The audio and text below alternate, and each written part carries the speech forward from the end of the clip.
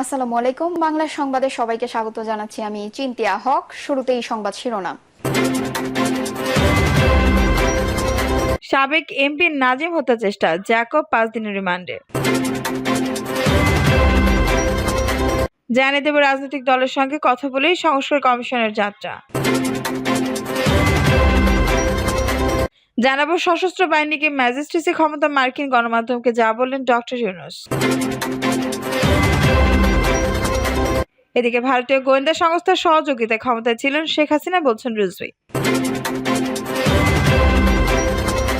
এবং সর্বশেষ জানাবো বিএনপিও কম করেনি, বলছেন জিএম কাদের। দর্শক শুনছিলেন সংবাদ শিরোনাম, এখন বিস্তারিত। ভারতীয় গোয়েন্দা সংস্থার সহযোগিতায় ক্ষমতায় ছিলেন শেখ হাসিনা, বলছেন রিজভী। বিএনপি সিনিয়র যুগ্ম মহাসচিব রুহুল কবির রিজভী বলেছেন, ভারতীয় গোয়েন্দা সংস্থার সহযোগিতায় ক্ষমতায় ছিলেন স্বৈরাচার শেখ হাসিনা। ভারতের গোয়েন্দা সংস্থার উপর নির্ভরশীল ছিলেন তিনি, এজন্য কেউ ভারতের বিরুদ্ধে টু শব্দ করতেন না। রিজভী বলেন, এমপি থেকে ওয়ার্ড কাউন্সিলর পর্যন্ত কেউই শেখ হাসিনার গুম থেকে রেহাই পাননি। এগুলো সব করেছেন আইন শৃঙ্খলা রক্ষাকারী বাহিনীকে দিয়ে। এত দুর্নীতি লুটপাট করেছেন, কাউকে টু শব্দ পর্যন্ত করতে দেননি। শেখ হাসিনা হয়তো জানতেন কোনোদিন পালিয়ে যেতে হতে পারে, তাই তার কাছে আত্মীয় ও লোকদের দিয়ে টাকা লুটপাট করে বিদেশে পাচার করেছে। বিএনপির এই বলেন, শেখ হাসিনা মেধাবীদের যখন পছন্দ করতেন না, তখন তার ছাত্রলীগকে দিয়ে মেধাবীদের প্রাণ নিতেন। কারণ মেধাবী দেশ চালাবে, এটা হাসিনা পছন্দ নয়। বুয়েটের মেধাবী শিক্ষার্থী আবরার ফাহাদকে পিটিয়ে হত্যা করেছে ছাত্রলীগ। হাসিনা ছাত্রলীগকে ব্যবহার করে মেধাবীদের প্রাণ নিত। তিনি অভিযোগ করে বলেন, বাংলাদেশ ভারতের বিরুদ্ধে কেউ যদি টু শব্দ করে, তার বেঁচে থাকার অধিকার নেই। এমন পরিবেশ সৃষ্টি করেছিল শেখ হাসিনা, এই কারণে আবরারকে তারা হত্যা করলো। কত কাহিনী আমরা প্রতিদিন শুনেছি। শুধু কি আয়নাঘর, আমরা তো শুনেছি আইন শৃঙ্খলা বাহিনী তৈরি করা আয়নাঘরের কথা। ইউপি চেয়ারম্যানকে এখনো বাতিল করা হচ্ছে না কেন? উপদেষ্টা পরিষদের কাছে এমন প্রশ্ন রেখে রিজভী বলেন, অন্তর্বর্তীকালীন সরকারকে আমরা সমর্থন করেছি।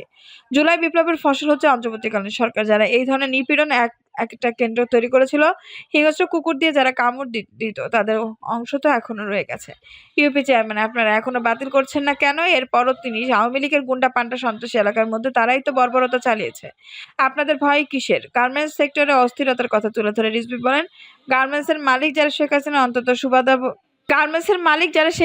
অত্যন্ত সুবিধাভোগী, তাদের গার্মেন্টসের লোকেরা এসে অন্যান্য নিরপেক্ষ শ্রমিকদের এখানে হামলা করেছে। নজরুল ইসলামকে, সাধারণ মুর্শিদকে, এরা কি আওয়ামী লীগ সুবিধাভোগী নয়? এরা কি আওয়ামী লীগের এমপি নয়? এদের গার্মেন্টস থেকে এসে কৃত্রিমভাবে পরিকল্পিতভাবে অস্থিরতা তৈরি করছে, যেন ছাত্র জনতা বিপ্লব ব্যর্থ হয়। সশস্ত্র বাহিনীকে ম্যাজিস্ট্রেসি ক্ষমতা, মার্কিন গণমাধ্যমকে যা বললেন ডক্টর ইউনূস। গণ অভ্যুত্থানের প্রেক্ষাপটে উদ্ভট পরিস্থিতিতে দেশে শান্তি শৃঙ্খলা ফেরাতে পুলিশের ভূমিকা নেওয়ার কথা থাকলেও 2 মাসের জন্য সশস্ত্র বাহিনীর হাতে ম্যাজিস্ট্রেসি ক্ষমতা অর্পণ করেছে বর্তমান অন্তর্বর্তী সরকার। সম্প্রতি মার্কিন গণমাধ্যম ভয়েস অব আমেরিকায় দেওয়া এক সাক্ষাৎকারে বিষয়টি নিয়ে আলাপ করেছেন সরকার প্রধান উপদেষ্টা ডক্টর মোহাম্মদ ইউনূস। সাক্ষাৎকারে সেনা কর্মকর্তাদের ম্যাজিস্ট্রেসি ক্ষমতা দেওয়ার বিষয়ে জানতে চাইলে ডক্টর ইউনূস জানান, দেশে শান্তি শৃঙ্খলা ফেরাতে পুলিশের ভূমিকা নেওয়ার কথা থাকলেও সার্বিক পরিস্থিতিতে তারা মনোবল হারিয়ে ফেলেছে। সম্প্রতি ছাত্র জনতা হত্যা করায় কটু কথার ভয়ে পুলিশ সাধারণ মানুষ থেকে কিছুটা দূরে থাকতে যাচ্ছে। তিনি বলেন, পুলিশের সবারই তো আর অন্যায় করেনি। যারা অন্যায় করেছে তাদের চিহ্নিত করবে, তাদের শাস্তি হবে, বাকিরা জনগণের কাছে গ্রহণযোগ্য হবে। কিন্তু এটি একটি লম্বা প্রক্রিয়া। এই প্রক্রিয়া সম্পন্ন হওয়ার আগে দেশে শান্তি শৃঙ্খলা বজায় রাখতে সীমিত সময়ের জন্য সেনা কর্মকর্তাদের ম্যাজিস্ট্রেসি ক্ষমতা দেওয়া হয়েছে। সশস্ত্র বাহিনীকে যে সময়ের জন্য ম্যাজিস্ট্রেসি ক্ষমতা দেওয়া হয়েছে, তার মধ্যে পুলিশ ঘুরে দাঁড়াবে বলে আশা প্রকাশ করেন ডক্টর ইউনূস। এদিকে তার অন্তর্বর্তী সরকার কতদিন থাকবে এমন এক প্রশ্নের জবাবে প্রধান উপদেষ্টা বলেন, অন্তর্বর্তীকালীন সরকারের মেয়াদ কতদিন হবে তা সরকারই জানবে। যখন আমাদের মুখ থেকে শুনবেন তখন সেটাই হবে তারিখ। উপদেষ্টা পরিষদ আমরা এটা নিয়ে আলোচনা করেছি, কিন্তু এখনো কোনো সিদ্ধান্ত হয়নি। সরকার পরিচালনা তরুণদের ভূমিকার বিষয়ে তিনি বলেন, তরুণদের হাতেই ক্ষমতা দেওয়া উচিত। এখানে বুড়োদের কোনো কাজ নেই, যারা শুধু ভুল করে গেছে এই পর্যন্ত। ডক্টর ইউনূস বলেন, তরুণদের নেতৃত্বে একটি বড় কাণ্ড হয়ে গেল, কাজে তাদের অবিশ্বাস করার কোনো কারণ নেই। আমি বরাবরই বলে আসছি, তরুণদের এই দেশ চালানো উচিত, তারাই আমাদের ভবিষ্যৎ রচনা করবে। শুধু বাংলাদেশ না, সারা বিশ্বে তরুণদের হাতে দায়িত্ব দিয়ে দেওয়া ভালো। সাবেক এমপি নাজিম হত্যা চেষ্টা, জ্যাকব 5 দিনের রিমান্ডে। প্রায় 1 যুগ আগে সাভারে বিএনপি সাবেক সংসদ সদস্য নাজিম উদ্দিন আলমকে গুলি করে হত্যা চেষ্টার অভিযোগে করা মামলায় গ্রেপ্তার করা ভোলা 4 আসনের সাবেক সংসদ সদস্য আব্দুল ইসলাম জ্যাকবের 5 দিনের রিমান্ড মঞ্জুর করেছেন আদালত। জানা যায়, গত 5 September Dhaka judicial magistrate S M Saiful ইসলামের আদালতে নাজিম উদ্দিন মামলার আবেদন করেন। ওই দিন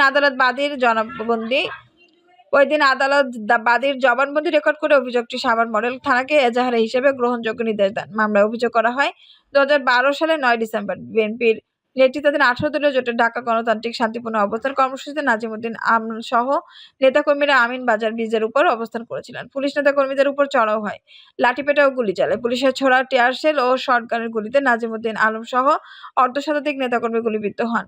এই মামলায় জাকবকে মঙ্গলবার রাজধানীর গুলশান এলাকা থেকে গ্রেপ্তার করা হয়। ডিএমপির মিডিয়া অ্যান্ড পাবলিক রিলেশন বিভাগের পুলিশ কমিশনার মোহাম্মদ তালেবুর রহমান বিষয়টি নিশ্চিত করেছেন। তিনি জানান, সাভার থানার মামলায় সাবেক এমপি আব্দুল্লাহ আল জাকবকে গুলশান থেকে গ্রেপ্তার করেছে ডিবি।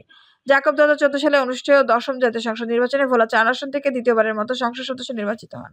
ওই বছরে তিনি উপমন্ত্রী হিসেবে শপথ নেন এবং পানি সম্পদ মন্ত্রণালয়ের দায়িত্বপ্রাপ্ত হন। রাজনৈতিক দলের সঙ্গে কথা বলে সংস্কার কমিশনের যাত্রা। রাষ্ট্র সংস্কার ঘোষিত 6 সংস্কার কমিশনের কাজ শুরু হওয়ায় কথা ছিল আজ মঙ্গলবার। তবে সরকার এই বিষয়ে নতুন সিদ্ধান্ত নিয়েছে। কমিশনগুলোর কাজ শুরু আগে আরেক দফা রাজনৈতিক দলগুলোর সঙ্গে বসবে উপদেষ্টা পরিষদ। গতকাল সোমবার সন্ধ্যায় রাজধানীর হেয়ার রোডে ফরেন সার্ভিস একাডেমিতে এক সংবাদ সম্মেলনে এই কথা জানান প্রধান উপদেষ্টার প্রেস সচিব শফিকুল আলম। ডক্টর ইউনূসের যুক্তরাষ্ট্র সফরের বিষয়ে এই সংবাদ সম্মেলনের আয়োজন করা হয়। 6 সংস্কার কমিশনের কাজ শুরু সংক্রান্ত এক প্রশ্নের জবাবে তিনি বলেন, 6 কমিশন কাল কাজ করার শুরু কথা, কিন্তু সিদ্ধান্ত হয়েছে রাজনৈতিক দলগুলোর সঙ্গে উপদেষ্টা পরিষদ আরেক দফা আলোচনায় বসবে। তাদের মতামত চাওয়া হবে, দ্রুতই এই আলোচনা হবে, তারপর চূড়ান্তভাবে কাজ হবে। ছাত্রযন্ত্র অভ্যুত্থানে গত 5 আগস্ট আওয়ামী লীগ সরকার পতনের পর 8 আগস্ট দায়িত্ব নেয় অন্তর্বর্তী সরকার। এই সরকার এই পর্যন্ত 2 দফা রাজনৈতিক দলগুলোর সঙ্গে আলোচনা করেছে। ডক্টর মোহাম্মদ ইউনূস গত 11 সেপ্টেম্বর জাতির উদ্দেশ্যে দেওয়া ভাষণে নির্বাচন ব্যবস্থা, পুলিশ বিচার বিভাগ, জনপ্রশাসন, সংবিধান ও দুর্নীতি দমন বিষয়ে সংস্কার 6টি কমিশন গঠনের কথা জানান। নির্বাচন ব্যবস্থা সংস্কার কমিশনের প্রধান হিসেবে দায়িত্ব পালন করবেন বদিউল আলম মজুমদার।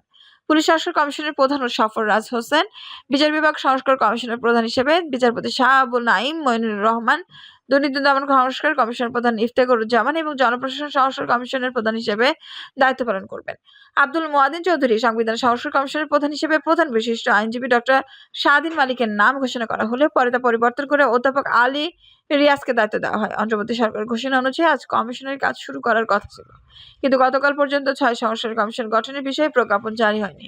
সরকারের চাওয়া হলো কাজ শেষ করে সব কমিশন আগামী 31 ডিসেম্বরের মধ্যে প্রতিবেদন দেবে। প্রেস সচিব শফিকুল আলম বলেন, কমিটির প্রধানদের যখন নাম ঘোষণা হয়েছে তখন কমিশনের কাজ কিছুটা হলেও শুরু হয়েছে। যেহেতু এখানে রাজনৈতিক দলগুলো অংশীজন, তাই তাদের সঙ্গে আলাপ করে মতামত চাওয়া হবে। এক প্রশ্নের জবাবে তিনি বলেন, এইটুকু বলতে পারি, এই আলোচনা খুব তাড়াতাড়ি হবে। আলোচনা হওয়ার পরেই দেখবেন কমিশনের কাজ শুরু হয়েছে। এর আগে সিদ্ধান্ত হয়েছিল সংস্কার কমিশনের প্রতিবেদনের ভিত্তিতে সরকার প্রধান রাজনৈতিক দলগুলোর সঙ্গে পরামর্শ সভা করবে। চূড়ান্ত পর্যায়ে ছাত্র সমাজ, নাগরিক সমাজ, রাজনৈতিক দলের প্রতিনিধি, সরকার প্রতিনিধি নিয়ে 3 থেকে 7 দিনের পরামর্শ সভার মাধ্যমে সংস্কার ভাবনার রূপরেখা চূড়ান্ত করা হবে। তবে তখন রাজনৈতিক দলগুলোর সঙ্গে আলোচনা করার পর কমিশনের কার্যক্রম শুরুর সিদ্ধান্ত নিল সরকার। সংবাদ সম্মেলনে প্রেস সচিব জানান, প্রধান উপদেষ্টা ডক্টর মোহাম্মদ ইউনূসের যুক্তরাষ্ট্র সফর সফল হয়েছে।